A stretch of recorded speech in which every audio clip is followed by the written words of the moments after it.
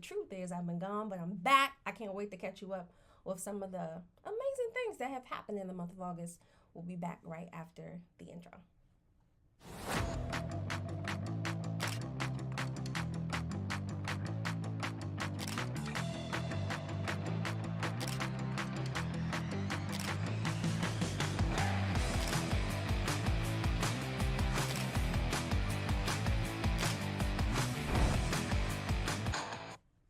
Let's jump right in. I'm Linnita Hosten. For those of you who are watching for the very first time, I'm the founder of Vocal Value. We turn high visibility professionals and organizational leaders into skilled communicators who build trust, morale, and connection in every room. And I don't know who wouldn't want to be a part or learn that. That's number one. Number two, yes, I have taken the month of August off and didn't even tell y'all about it, but for good reason, because there were a lot of activities that happened in the month of August. I only want to focus on one for the sake of this podcast, and that is recently I participated in a pitch competition for $25,000 for a chance to win. Let me give you some backstory. This was my third pitch competition. The other two that I participated in, I won. No, this is my fourth. Oh, wow. This was my fourth competition. The first two were in person, one was virtual. The one that I recently did, the fourth one, was in person as well. I won the first three that I did. A pitch competition is like Shark Tank, where business individuals come and they pitch or propose an idea, a problem, and they propose a solution that their business solves. And typically, they tell their story, their why. They talk a little bit about who they do business with and the profitability of their business, the ability for it to scale, meaning continue, grow beyond them. That has been my experience in past pitch competitions. They wanted to know those things. Who you serving? Who's buying what you're buying? Can you prove it? What has been the results? Is it profitable? Do you believe it's scalable? And if so, share that with us. Well, the competition that I did last week was not that. Now, this was the first time I realized all pitch competitions are not created equal. And as I've been debriefing my experience, that thought has been validated. When I've shared with some of my close network of, other business leaders, they've shared with me, sometimes they've been in a pitch competition where it was based on need. Can you demonstrate the need for the money? Are you already doing the work? Are you outgrowing your space? Do you need more materials to scale? So that was one type. The second type that I've seen is it profitable? Is it a legitimate business? Can you prove your credibility? Are you the most credible person to lay money in the hands of? And then the last type, this is the third, which is what is the story behind what you're doing? Why you? What makes this so unique? That is what I competed in on this past week. And to be honest, out of the three, that's probably the easiest one. So I've been telling myself, and you can drop this in the comments if, okay, sis, no, you just psyching yourself out. But I've been telling myself I over prepared. All I had to do was share, why did I start Vocal Value? Why am I deeply committed to that? So I told myself, I didn't mention this. I did not win. I want to talk about the feelings associated with that, but I wanted to give you some backstory. But being deeply connected to your business and being able to share that story in a compelling way that is high energy and gets people excited about what you do. That is the competition I had entered in and didn't even know. So that's the first reason. That's the first thing I wanted to, that brings you up to speed to background. So let me bring you up to competition day. So for the month of August, I've had at least 2 speaking engagements per week. I'm not giving excuses. I'm just giving you context because if you decide to do a pitch competition, you might be up against very similar challenges. I was hosting a large women's conference for my church. And if you've ever hosted a large event, there are a lot of pieces that you got to know what to do, talking points, rehearsals, costume. I mean, there's a lot of elements, meetings. I was also traveling to do keynotes. And August was my month to do a sermon for our youth church, and we would do that twice in the month of August. And if you are a person of faith, and you know anybody who sermon preps, that has its own burden. So on top of that, the month of August was also the pitch competition. It's in the towards the end of all of those other things. So I say all that to say I did have very limited preparation time.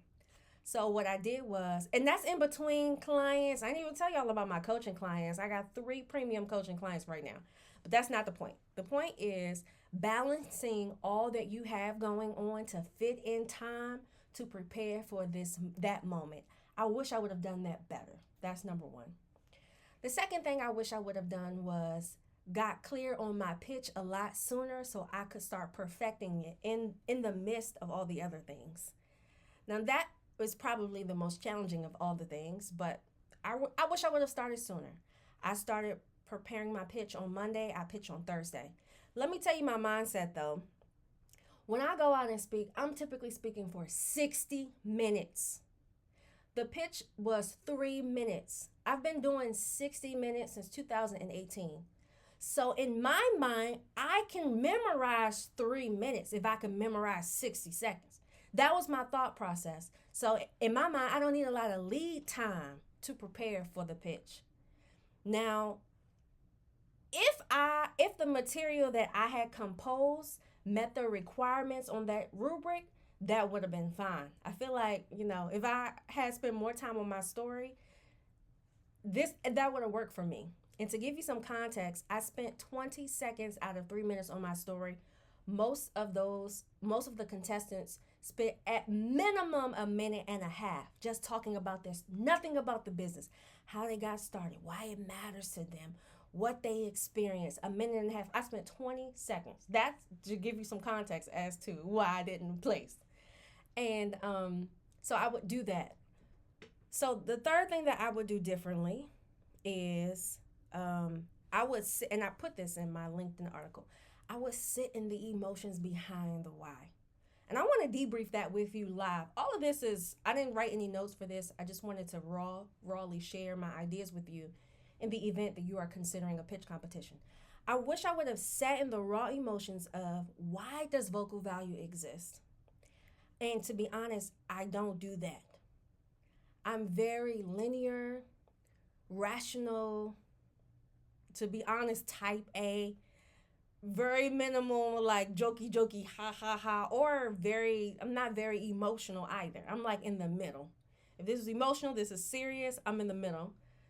I wish I would have spent more time going more into my emotions. So I want to do that with you while I have you. If you were on the other side and you asked me, why vocal value? And I would say, I am the person that I'm trying to help. I would say my dream was to be a journalist. You all know the story. I went to college expecting to graduate and be on the news. And when I got into my journalism classes at my PWI, in which most cases I was the only Black student at the time, I didn't sound like my classmates, nor did I sound like those who were on TV.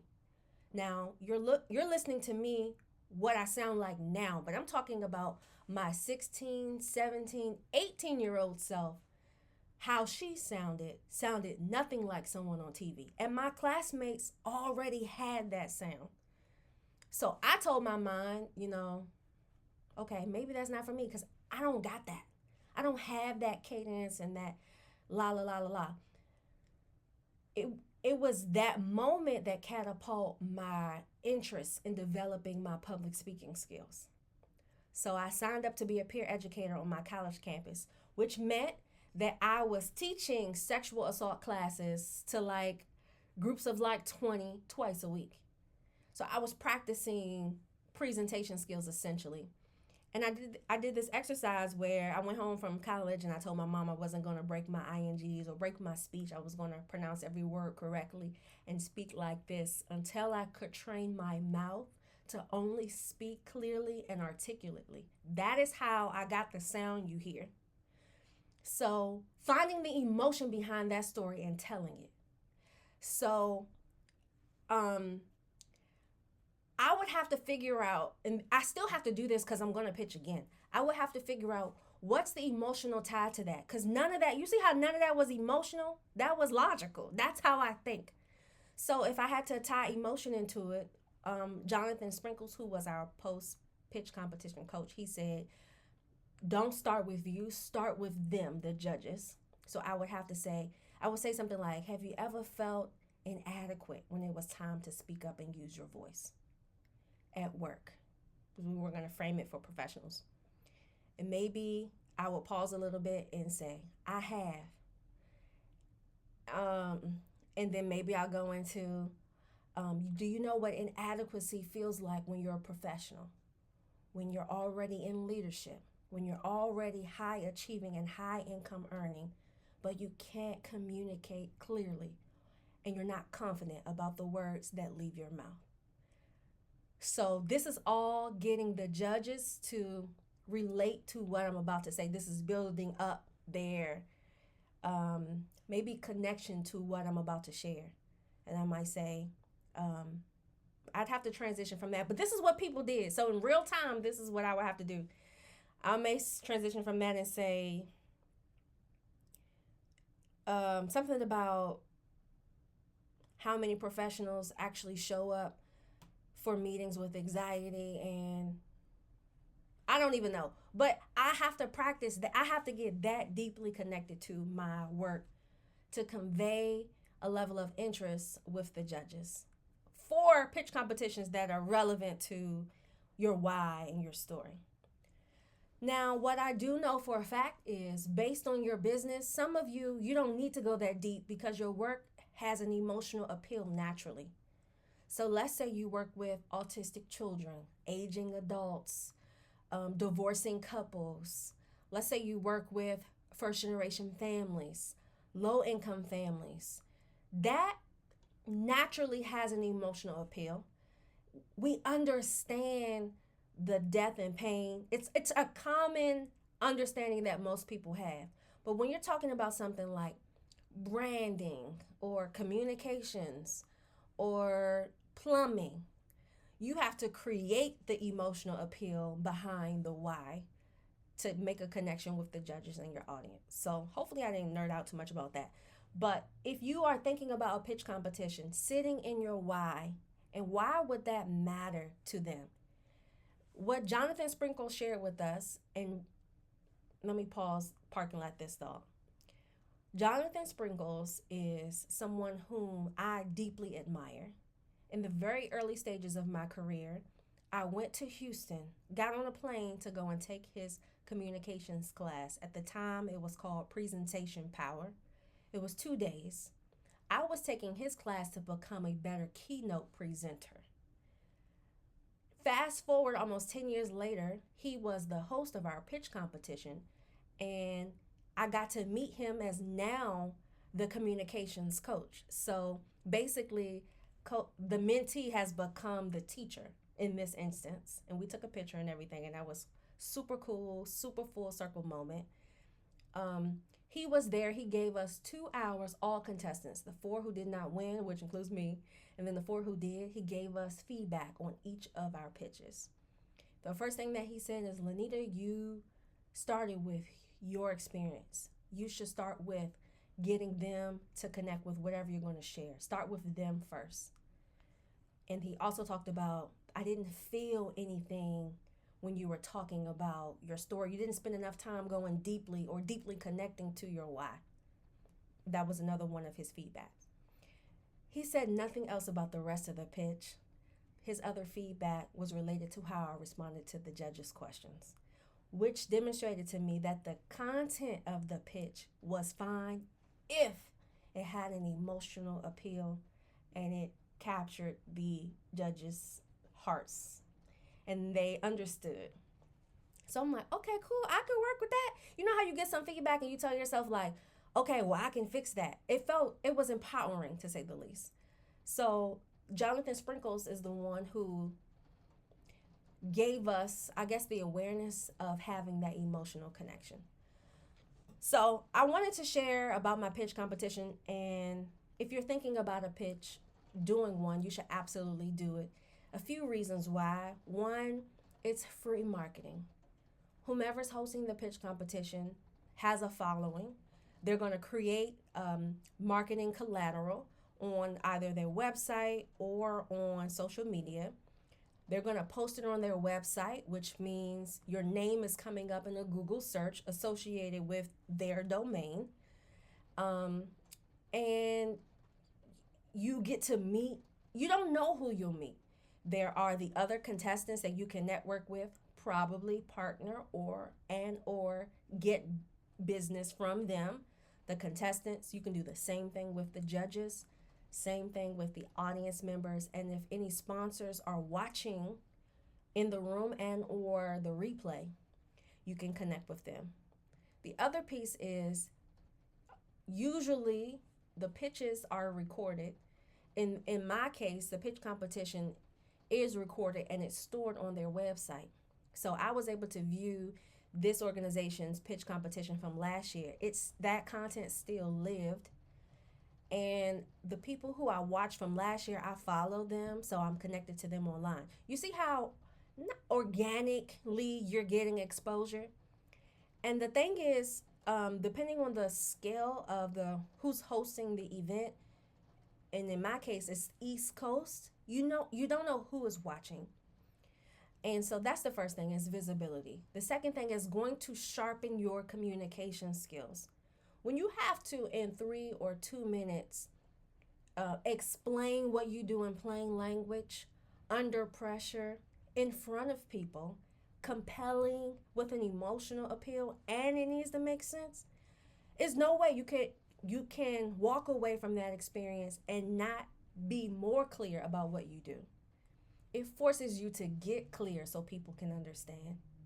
And if you're connected to people and you share your pitch and you upload it to your social media platforms, it gives other people clarity about what you do. These are all just byproducts of just being in the competition. We didn't even get to winning, just being in the competition. So it's going to grow you. It can grow your visibility. And I also do feel like when you win, because we're going to just speak those things that are not as though they were, when you win, it does something to your confidence. The 4 women who were selected, and I didn't even get to tell y'all about the sisterhood, the camaraderie, the genuine support amongst the 8 of us. It was beautiful. Even those who did not win, those who won, very supportive. And from the start to the end. Dang, I forgot what I was going to say. I forgot what I was saying.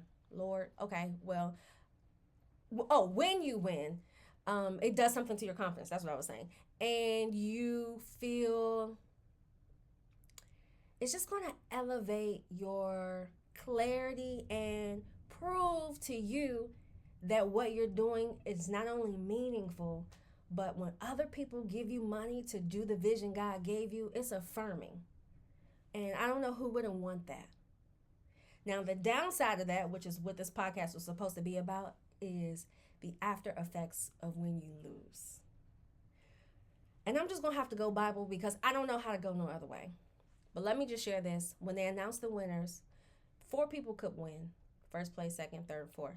In my mind, as the professional speaker who travels the country and has done every kind of speaking opportunity before, in addition to having already won 3 pitch competitions, in my mind, it is a no-brainer. I'm going to take one of those 4 seats. So when my name was not called, in my mind, I'm like, how, Sway? How? And in the moment, I obviously didn't look like that. I felt it internally. I felt a bit of embarrassment. I felt like, everybody was expecting you to win and you didn't. Like, what? Why not? Even my mom said, huh? Why not? So yeah, you feel a disappointment in self. And I mentioned this on my email list. I felt a bruise to my ego.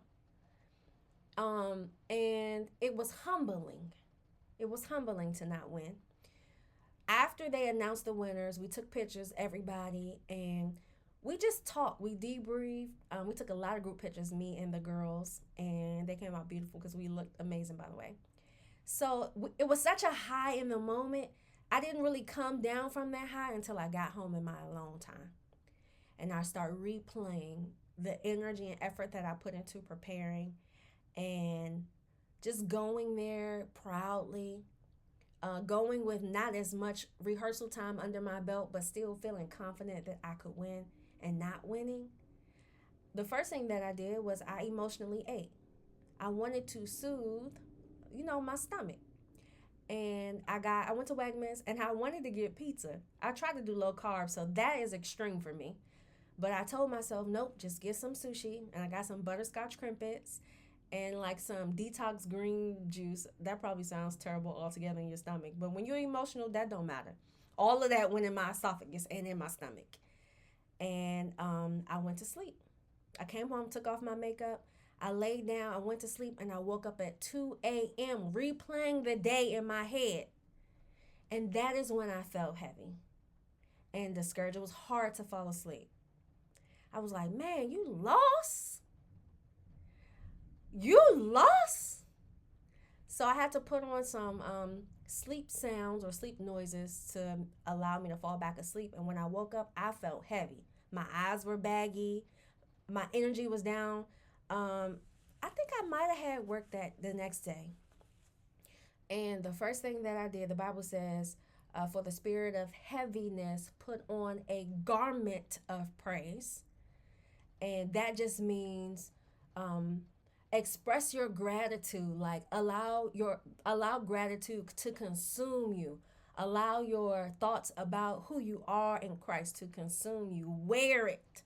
So I went on Spotify, played my playlist, and I don't know why, but I went for "You Don't Have to Worry About a Thing If You're Holy and Righteous." I went super old school, and I had such a good time. It lifted my spirits so much. Nothing changed. I still lost the competition. But it was the reminder, and not just that song, but so many others. It was just a reminder that I'm already full in Him. I've already won in Christ. I've already am revered by Him, and He sees me as wonderful, perfect, without flaw.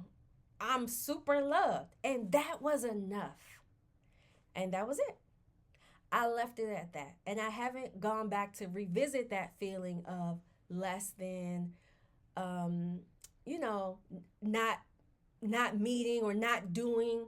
I haven't gone back to that feeling. So that's kind of what it was like to come down from the high of celebrating to the reality of you actually lost, girl. And I'm proud that I can talk about it on openly to anybody. Last thing I'm gonna share, and we're gonna wrap up today. What I experienced when I woke up that next day is grief. It feels like a loss of identity. When you associate yourself with a thing, you make up in your mind, you walk around with that level of identity. Let's say you are like you call yourself a girl dad. You're known to be in it with your girls, present with them, feeling feelings with them. And there comes a moment where they tell you that you are not that.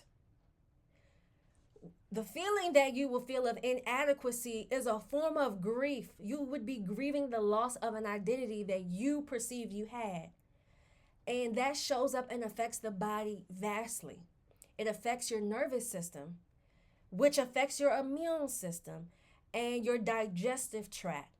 So when stress starts to formulate in the body, what triggers it can start with grief if you sit in it and allow it to fester. So I didn't do that. I felt it and I got up and I said, nope, I'm going to my toolbox, which is praise. Praise, that's a toolbox for me. Well, it's an item in my toolbox. I want to challenge you, even if you're not going to go for a pitch competition, but you know what to pull out of your toolbox to apply it to whatever you're dealing with. And we do have to know what to go to when you're feeling those moments of grief or loss, because that's what grief is. It's missing something that you felt very connected to, or losing something that you felt very connected to. It doesn't always have to be a person. It could be a time period. It could be a phase of life. You can grieve those things, and you can have a grief of identity too. Um, so I wanted to throw that out there. Thank you for walking me through or staying here for 25 minutes.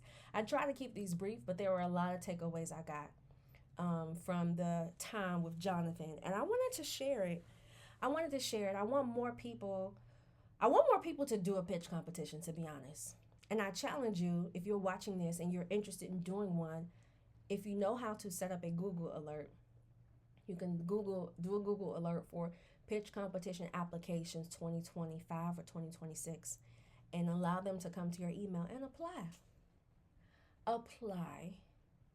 You should apply so you can experience this for yourself. I love you. There's absolutely nothing you can do about it. If you got all the way to the end, tell me, what was your biggest takeaway? What was your biggest takeaway? See you soon.